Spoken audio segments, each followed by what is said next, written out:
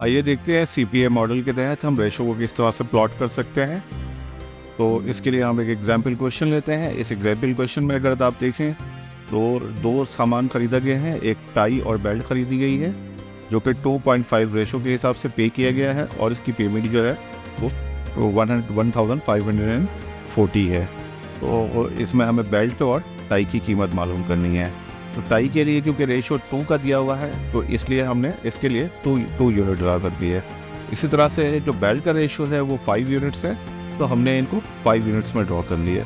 और अगर हम मज़ीद इकट्ठा करते हैं तो ये टोटल मिलके 7 यूनिट्स बन जाते हैं, लेकिन इन 7 यूनिट्स की जो कॉस्ट है वो 1540 बन जाता है। इसका मकसद है कि हमें 1 यूनिट की कॉस्ट अगर हम पता कर लें तो हम टाई को भी कैलकुलेट कर लेंगे और बेल्ट को भी कैलकुलेट कर लेंगे।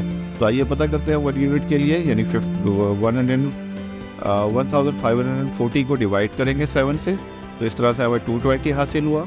इसके बाद 1 यूनिट हमें पता चल गया, तो इसलिए टाई की कीमत क्योंकि 2 यूनिट्स है, टाई की रेशो जो है वो 2 यूनिट्स है, तो इसलिए 220 को 2 से मल्टीप्लाई किया और 440 हमें हासिल हुआ। यानी इसका मकसद है टाई की कीमत जो है हमारी 440 PKR है, यानी पाकिस्तानी रुपीज़ में है, जैसा कि क्वेश्चन में दिया हुआ है।